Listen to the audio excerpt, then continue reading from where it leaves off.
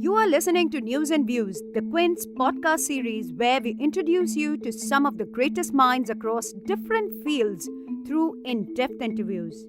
And today I am very pleased to be in conversation with Senior Advocate Saurabh Kirpal. Mr. Kirpal is not just a lawyer, but also an author and activist who's been raising the rainbow flag high in the country. As a matter of fact, if you Google his name today, all the headlines would be to the tune of, "Is Saurabh Kirpal going to be India's first homosexual judge?" Without further ado, let's see what Mr. Kirpal has on offer for our audience at the Quint. Congratulations for 15 judgments. Thank you so much, very much, Nishta. Thanks for having me and giving me an opportunity to speak about the books. Okay, why I wanted you to keep both the books together is to just show the contrast here. This is more, about the personality, and this is the profession side of the same person, right, in a way. What do you think is more defining for you, your profession or your personality? Well, that's rather like asking a mother or a father as to who their favorite child is, right? And I would say that I am a sum of both my personality, which is my sexuality, identity, and my career, right? I use my career to fund my activism, and my activism is what brings me joy and allows me to focus on my career. So it's a symbiotic thing. Writing each of these books did not require much effort on my part. These were subjects I dealt with, which I was very familiar with. Right. I was actually Googling your name, and I was actually struck by all the headlines about the book and everything. So who is Saurabh Kirpal? This was the standard template of headlines. The advocate who could be India's first gay judge, or iterations of the same. Mm-hmm. How do you feel about these headlines? Well, look, the headlines are not something I choose. And I completely believe in the freedom of the press. So people will typecast me in the way they think is most common. Often that would be salacious or interesting or whatever is clickbait. Mm-hmm. I can understand that. So it doesn't really bother me. Of course, the fact that I'm going to be potentially, or maybe never, India's first gay judge is a fact to be determined, and is an important fact about me, not just to me, but to the entire queer community. So really, from the idea of public interest, that's why these public headlines exist. But of course, that's not who I am. Oh, that's not all who I am. We can't have a reductionist point of view about anyone's life, and certainly not mine. Right? There's so many things that give me joy. So many things who make me what I am. Right. I believe in the queerness of everything.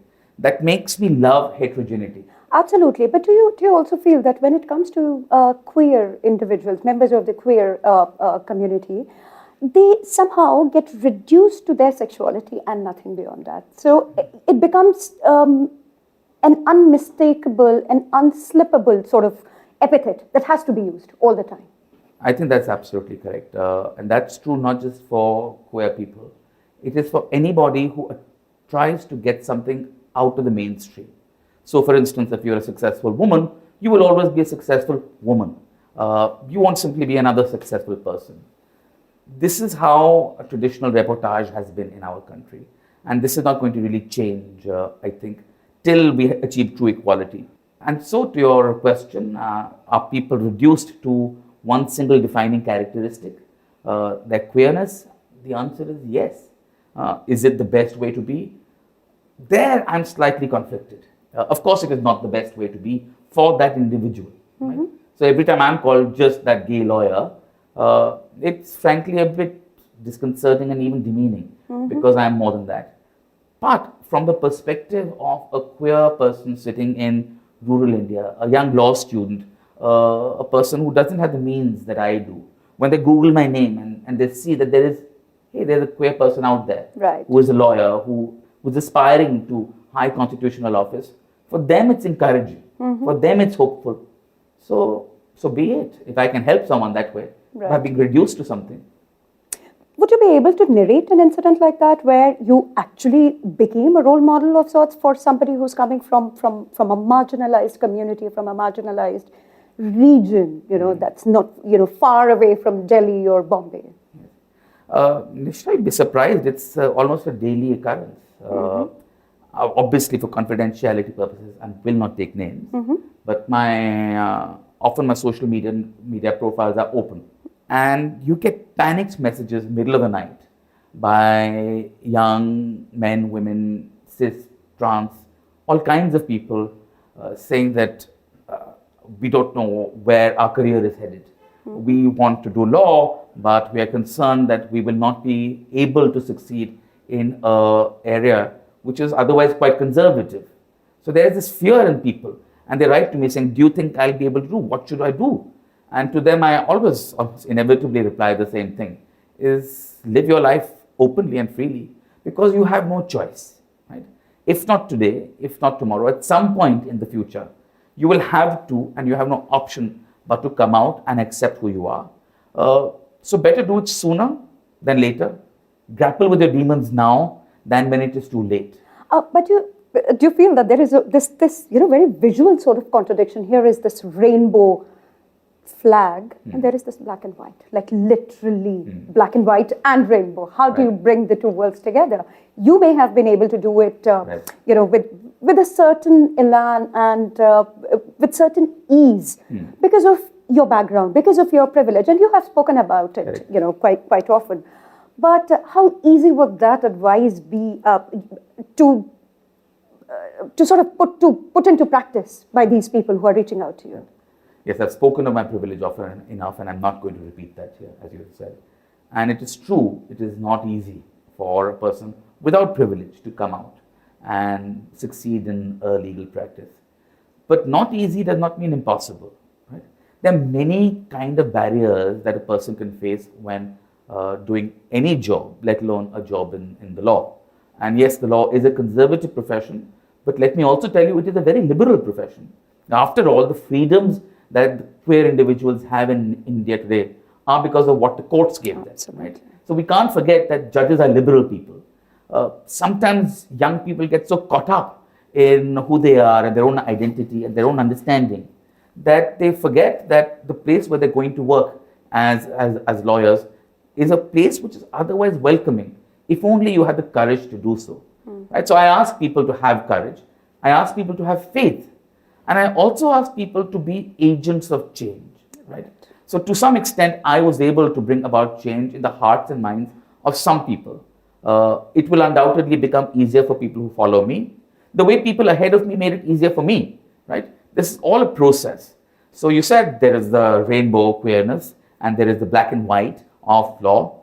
I think it's time that queer individuals try to color the black and white of law with a bit of their personality, right? This old boys network, and it is an old boys network. Yeah. I don't think there is any doubt about it. The time is ripe to bring about a change. We have statements being made today by the Chief Justice of India, by the senior judges, that let's not have an old boys network. And those are fine. People like him can say, and that's the right thing to say. But the actual change will be brought about by young people who have the courage of conviction and simply live the life that they want to live. So is it going to be easy? I'm sorry, the answer is not what you want to hear. It's not going to be easy. But do you still have to do it? Most certainly, yes. Right. Thank you for steering the conversation into the nitty-gritty of the judicial sort of landscape of the country. About the Chief Justice of India, I mean, the gentleman has a chip on his shoulder already. What do you have to say about that? The stuff that the entire country, in a way, is expecting CJI Chandrachud to sort of, make his mark by taking certain steps that he has been known for taking. But as CJI, would he be able to do it? And let's see what he's going to do. Will he slip now? How do you assess all of that? Is it putting him in a tight spot? Is all of this expectation stuff? I think he must be aware of the expectation that is there on his shoulder. But he's also a seasoned judge extremely intelligent person. So he probably knows what he's setting himself up for. This is not going to be a surprise for him. Uh, is he setting himself up for failure? Well, that depends on your perspective and your expectations of him. Right? If you expect that he will deliver the moon, then I can already tell you that yes, that's not going to happen. Because our systems are inherently evolutionary in nature, right? We do not believe in, we do not subscribe to, our constitution does not permit a revolutionary way of being. So there will be small changes, there will be incremental changes. I think where the revolution will be might be in a change of direction. Whereas with some of the past Chief Justices, this evolution has been creeping steadily backwards. So, for instance, when we saw the reference to the Sabarimala case by Chief Justice Gogoi and him saying, well, actually, yes, the rights of women have been affirmed, but let's refer the matter to a 7-judge bench, right? That was a very, very regressive decision in which Justice Nariman and Justice Chandrachud dissented. So now we have possibly and hopefully a series of evolutions and progressions towards the progressive side. The jury is out. We judge judges by ultimately what they decide, not by either anticipation of what they will decide or by speeches that they give in seminars. So let's hope what he can. He will be constrained by the limits of his office. He will be constrained by the limits of his power as given by the Constitution. And he may be limited by constraints of which we do not know, which we are not aware, and that which we cannot discuss. Right. So, all the best to him. Right. But you also feel that the surround sound has kind of increased manifold because of social media, because of live tweeting, and almost everybody is now invested, engaged, and particularly when it comes to PILs. So there is, it's as if there is 20,000 spotlights. Right. On whoever the judge is. Right. Do you think that this kind of public attention is good or bad for judiciary? See, social media is nothing but a democratization of the media. It is removing that interface of the editor between the judge and the reader and the consumer of the news. Whether it's a good thing for judges or bad thing for judges, and if I may be allowed to simply skirt your question, is I think slightly irrelevant because that's what the reality today is. Right? Of course, a judge would like not to be examined or viewed. So from the perspective of the judge, having 20,000 spotlights is a bad thing. Right? The judge will never want it. From the perspective of the person put in that spotlight, it is a good thing. So I presume your question about whether it's a good thing or a bad thing is it good for the institution as a whole? Yes. And there the answer is nuanced. I think some part of the social media is a very quick clickbaity answer of yes, no. No, there is no yes, no answer. It has its ups, it has its downs. The transparency that is brought by live tweeting, the awareness of the common citizen as to what is happening in the court is a very good thing. We need to bring the courts into the lives of the people through a knowledge of what is happening in courts. After all, the courts are deciding about their lives. It is important for the citizen to know how the courts function, what the courts are deciding. So that is certainly the positive thing.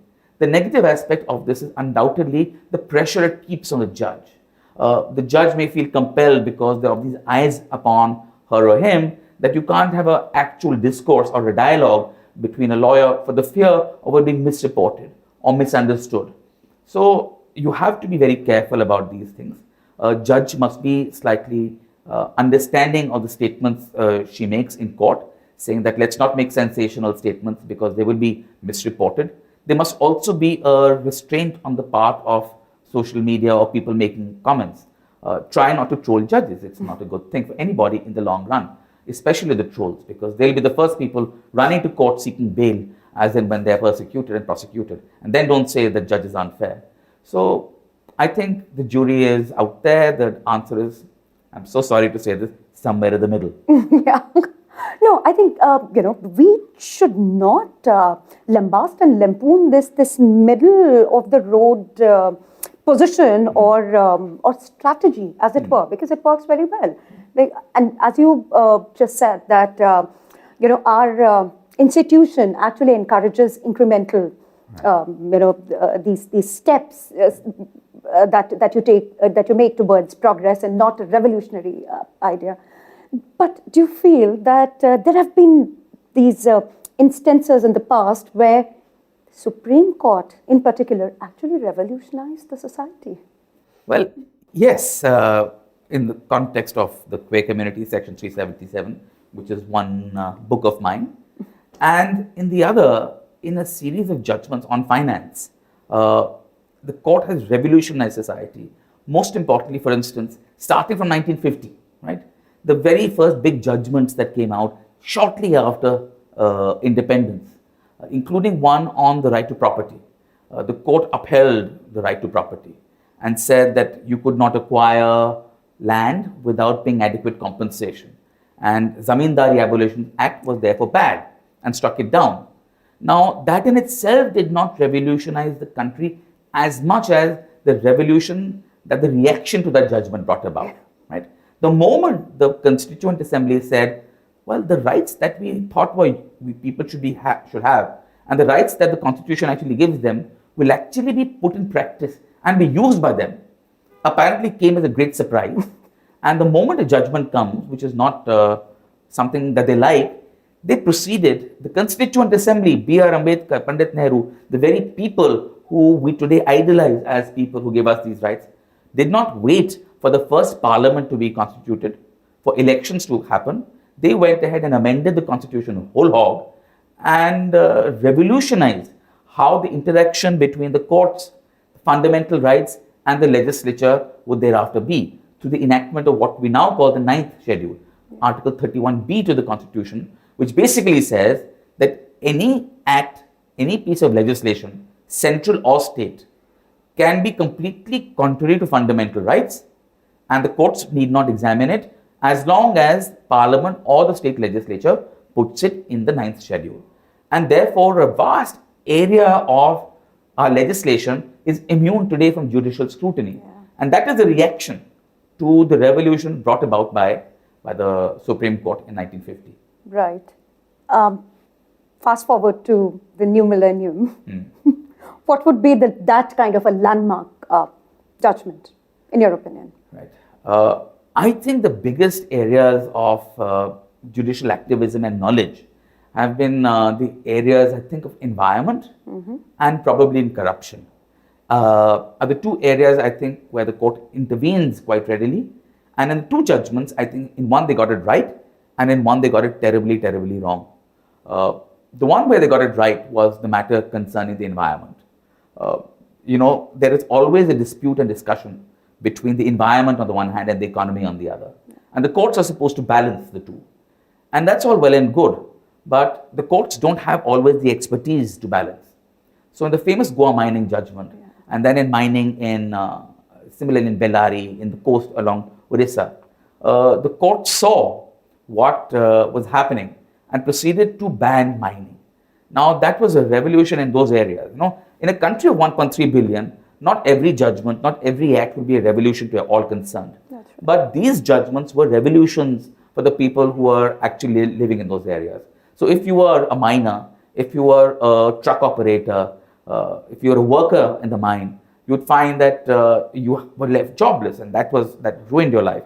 On the other hand, the vast number of people living in those areas, for them, that was a revolution that improved their lives. And the courts have repeatedly intervened in matters of environment. So, for instance, the CNG order, when all of Delhi's fleet was moved to CNG from diesel, a clean fuel, which for some time improved Delhi's air pollution. So that is one area of the law where courts have brought a revolution. The other, where the record is a bit more doubtful, I would say, is corruption. So the example that is often taken is, one of the biggest headline-making corruption numbers was that famous 1,76,000 crores, or the CAG, when he said that there has been a massive loss because telecom licenses have been allotted rather than auctioned. The matter goes to the Supreme Court. The Supreme Court technically does not deal with issues of corruption because the matter is pending in the trial court, but is clearly concerned, and you can make out from a reading of the judgment that is the first thing on their mind. But the court comes to a conclusion that yes, the CAG was right, these licenses should have been auctioned and not allotted. But after holding that, the court proceeds to cancel all licenses, right? In the meanwhile, foreign companies have bought these licenses. They are now the owners of it. They had no part to play in the allotment of these licenses. They simply bought them as innocent third parties. And this was the time when India was undergoing a telecom revolution. There was cheap data, there was cheap telecom. People had a wide variety of options to choose from. There was competition in the market. But here comes this judgment, like a bolt from the blue, and just cancels without fear or worry of the consequence its judgment would have. And I think set back India's telecom revolution by well over a decade, and we are still feeling the effects of it. Right. You talked about this CNG ruling. We are sitting in Delhi. We are breathing poison. Today, I check the AQI every morning. Today is 373. Mm-hmm. Do you think that our courts can, if they wanted, just ideal scenario, let's imagine an ideal scenario, is there anything that the courts do so that we are not forced to breathe poison 24/7 in this city? I honestly believe that in a matter of relating to pollution, while the courts must intervene at certain levels, the kind of intervention we need is not something that the courts can do. Because this is something that requires a plan to be drawn by experts, which will be a 5, 10, 15-year plan. We love simple solutions in our country. We love the headlines, banning firecrackers, stopping stubble burning. Yeah. The court can ban, the court can prohibit, but the court can't encourage through allotment of resources. So, for instance, there is a massive problem of vehicular pollution in Delhi. And the court here said move to CNG. But we need to increasingly move to electric vehicles. Absolutely. Right?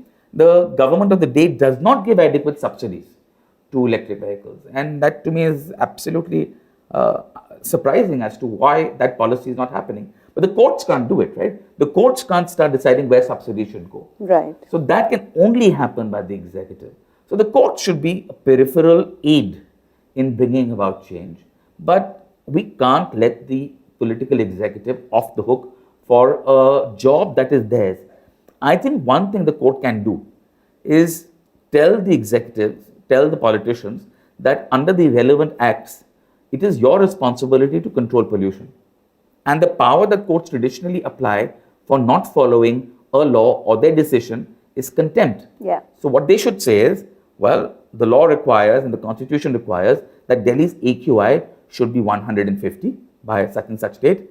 If it does not become 150, I will hold the chief minister, the relevant ministers in the center or bureaucrats guilty of contempt and proceed to punish them.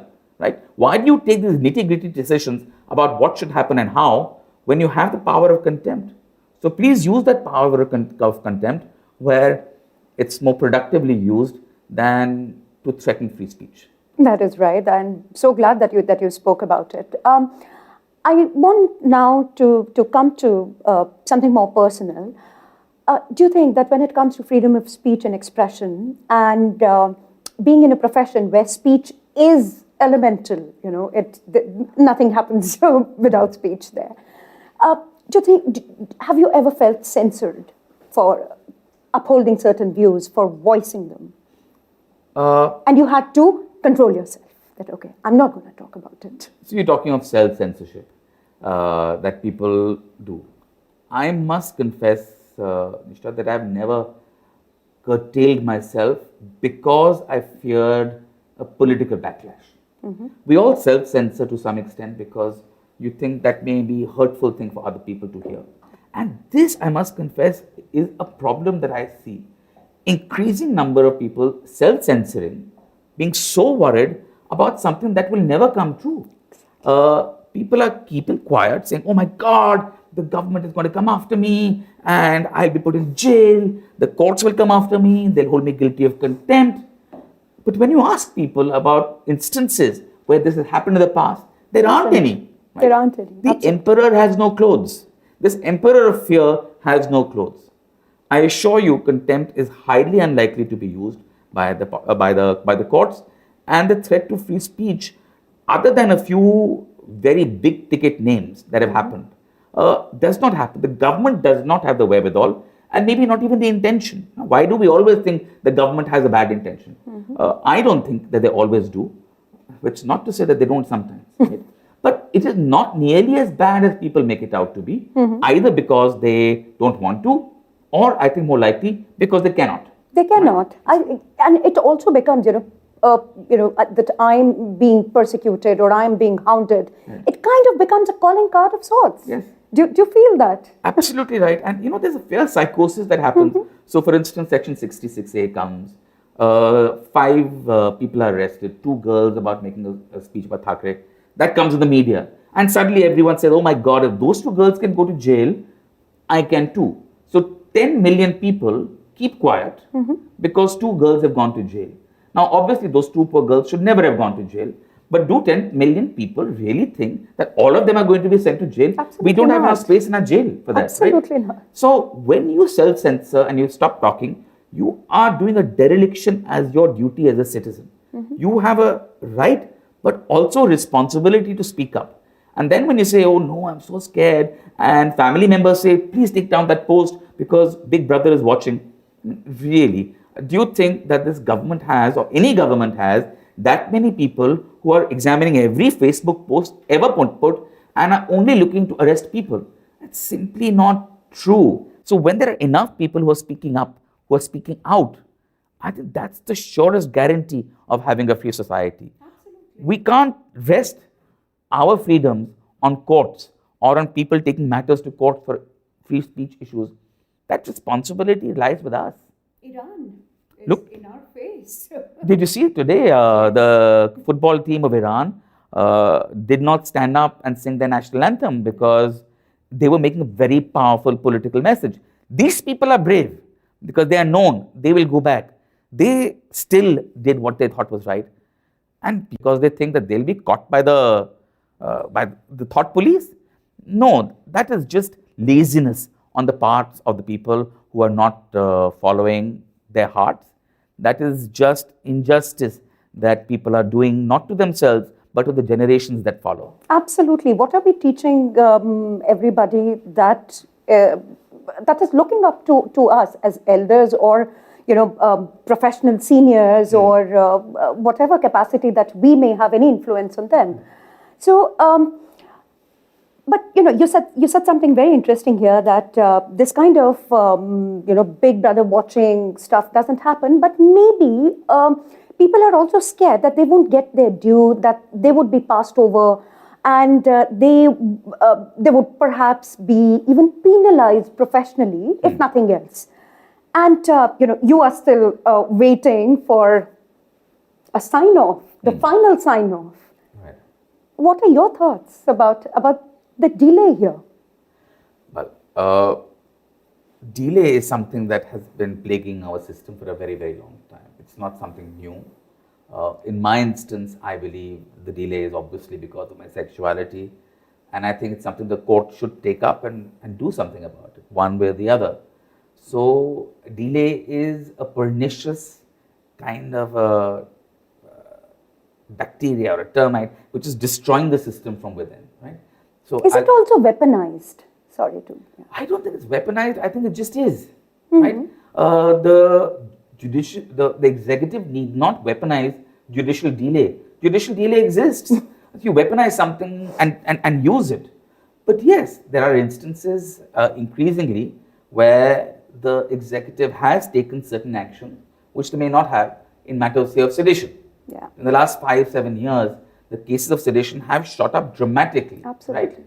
And you are worried that if I get arrested, then I won't get bail for years together because of the slow judicial process. That is a worry. But again, I come back to the point that has happened in a few headline cases. But that is not likely to happen to everybody. And these headline cases have been happening always. Yes. Right? It's not as though the press has been able to function freely and fairly ever. And in fact, in my book, in the first chapter, when I talk to the First Amendment, so along with the right to property being taken away, one of the most important amendments was on the right to free speech. because the Punjab High Court had struck down the sedition law and said, under our constitution, you can't have a crime of sedition. So again, these great votaries of free speech, Pandit Nehru, Ambedkar, rushed in the same First Amendment a change to Article 19(1)(a) and enabled the law of sedition to survive.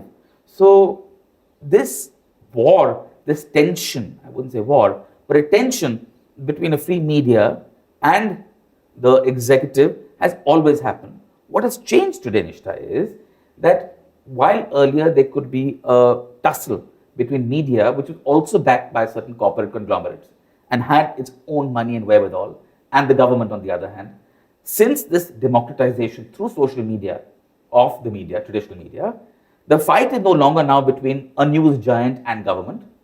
In fact, to some extent, news agencies are co-opted by government. The fight is now between individuals and the government. And the individuals don't have, of course, the resources with which that they can fight the government. So they feel more vulnerable. So because of the changing nature of media as well, there is a perception that there is less free speech, ignoring the fact that there is far more free speech because everyone today can speak. Absolutely. So the space is actually democratized. Absolutely. Yes, you don't have to have too many resources at your disposal to make yourself heard. You see all these influencers, you see people on YouTube with millions and millions of followers saying amazing things, and we don't talk about that. Instead, we talk about how the media is misreporting certain things, which is only a electronic media, which increasingly people don't watch. People don't watch, and I was actually coming to this particular aspect. So, what happens to all the institutions in our country as we grow into a more digitally dependent country, society? So, the content on television, traditional electronic media, is now reflecting exactly that which is happening in social media. So the ruckus you see in social media is very similar to the ruckus in the TV debates you see together today. We don't have learned and erudite discussion of the sort we are having on television increasingly. Thank you so much. It's true. You have a panel of 15 shouting heads, all speaking at the same time. You being completely incapable of understanding what they're saying. There is no nuance, there's depth of all sense. But that is exactly what social media is today, right? And you can't say, as I said, whether it's a good thing or a bad thing. This is reality. Like collegium, it's a reality. You have to deal with it. Yes, and that's absolutely right. I am one of those people who believe the collegium is wrong. There should not be a collegium system. That there must be, the NJAC had been brought about by Parliament through amendment. It was a good thing. It should have been given an opportunity to function. Instead, the court struck it down. If you say that there is no political interference in the appointment of judges, I say in Latin, res ipsa loquitur, which is the thing speaks for itself, right? Yes. There clearly is. So why is the collegium system any good? So I'm completely anti the collegium system. It's completely everything that one stands for in terms of transparency. When you said that your sexuality becomes a reason why your file is not, moving up. There is the other side. Kripya pratiksha kijiye. But a lot of people can turn around and say कि आप कतार में इसलिए आए थे क्योंकि आपके पिताजी Chief Justice थे. That's an absolutely valid criticism, and that's true. We see a very large number of people who have become judges because they have a certain progeny. Now, to that, I'll say one thing. It is also by nature a self-selecting profession. So many lawyers become lawyers because their family member were lawyers and judges. So the pool of people you're choosing from is people whose family are from the legal fraternity, right? So for number of first-generation lawyers is now quite high, increasingly. But 25, 30 years ago when I joined the profession, right, you must understand, I'm being asked today, but it will relate back to my life of 25, 30 years ago. The vast number of lawyers who joined the legal fraternity were children of judges and lawyers because that's how things were, right? The law schools had not sprung up to the extent they had. Liberalization had not happened by then, right? People think it's 1991 has always been the case. No, I went to university in 89 in a country which is very socialistic. There was no money. So that's one reason. Second, it is I have spoken about this often that of course I'm a product of my privilege, right? I'm not going to start disowning my parents. There's Of nothing course I can do not. about it. Yeah. But what I can do is acknowledge the fact that I'm a recipient of privilege, not only because my father was a judge and therefore the doors opened for me. My father was an upper caste man. That by itself opened the door for me. My father was wealthy and therefore that opened doors for me. So I had a whole large number of good things going for me. It should be neither necessary nor sufficient. So it was never sufficient, but it was necessary. Hopefully, today, things have changed and it will not be necessary. And yes, I hope that some first generation queer lawyer, I don't know whether I'll be a judge or not, right? It's quite possible it may not happen. So If it doesn't happen, are you would going to want- cry, or are you going to what? Would you feel bad, very bad, or not bad at all? Well, personally speaking, I think I would be a bit relieved because I've seen the life of a judge. Oh, yes. Not just because of my personal situation, but even today, the judges. The pay is bad, the work is hard, the life is tough, you are cloistered, you can't meet people, you're supposed to be aloof from society, yet be constantly criticized. It's not a great thing. People become judges increasingly because of idea of public service, right? So if that be the case, a person who doesn't become a judge, hey, I'm a senior advocate in the courts today. I'm doing extremely well. I'm earning lots of money. I have my freedom. So for me personally, it may not be a bad thing, but I would feel bad because I'm doing this for public service. And if I, with all my privilege, can't become a High Court judge, I really wonder how many more years we will have to wait before someone else from who the first generation trans Dalit who will become a judge. That's sad. This government has actually, and this is going to be my last question. So they've been accused of indulging in tokenism, in making these grand gestures. Okay, the party gave India the first tribal president. And all of these tiny things, headline management, as some people say. Why aren't you that headline case then? Maybe they are that it's okay to be a tribal woman president, but to be a gay judge is a step too far. Maybe for some people in power. You think everyone has the same mentality as you and me, or maybe a large number of your audience who are young. Not everyone sitting has that same view. There are a very large number of people of a certain age for whom even accepting the decriminalization of homosexuality, the reading down of 377 was a big deal. So the government, for instance, in the Navdeep Johar judgment, didn't give an affidavit saying, yes, India has changed, the world has changed. Let us not send gay people to jail for their life for having sex in the privacy of their bedroom, right? Even something as low-hanging fruit as that, they did not accept. They said, all right, we leave it to the courts in their wisdom. Well, the courts in their wisdom are bound to decide in any case. So there is a mindset in I think, government. I don't know whether it's political or bureaucratic or it is a mix of the two. The fact is that is the mindset. And we shall have to wait, I think. Look, if they're not making me because I'm an inconvenient person of alternative sexuality, then I hope to God they find someone who is of an alternative sexuality who is amenable to them. Please, by all means, go ahead and do it. I don't see many candidates, but I'm sure if you look hard enough, you can find them.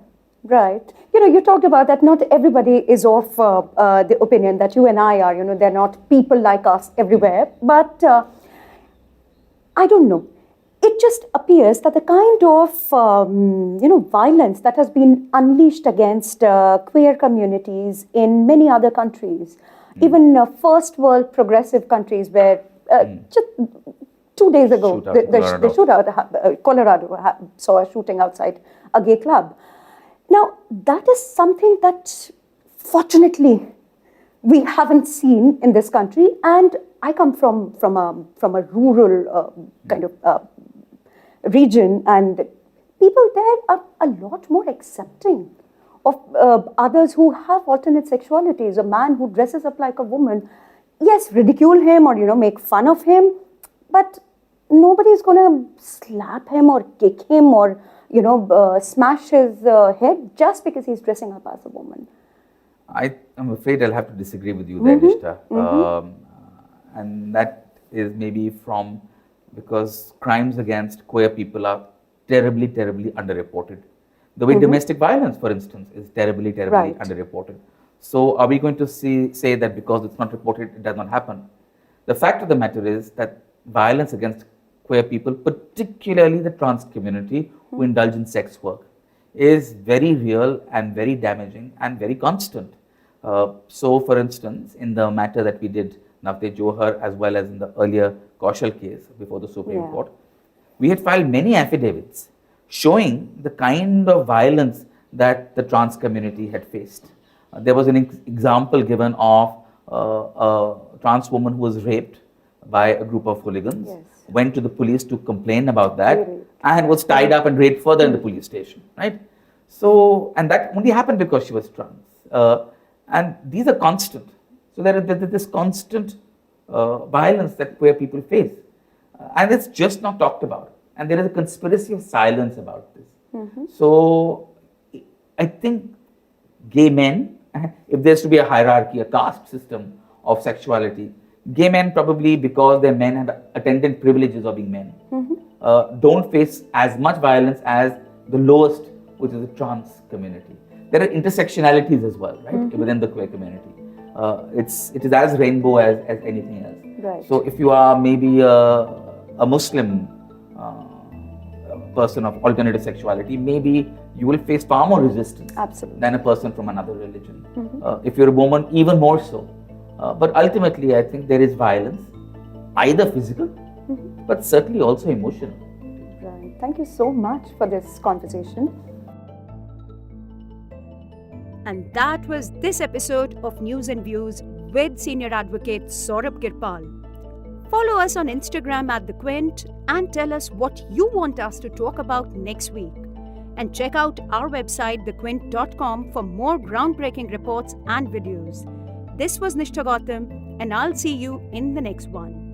News and Views is a Quint original podcast executive produced by Shelly Walia and Ritu Kapoor. This episode was hosted by Nishtha Gautam, produced by Pratik Liddu, and edited by Anjali Palu, with theme music from BMG and a special thanks to our guest, Saurabh Kirpal. You were listening to the Quint's podcast.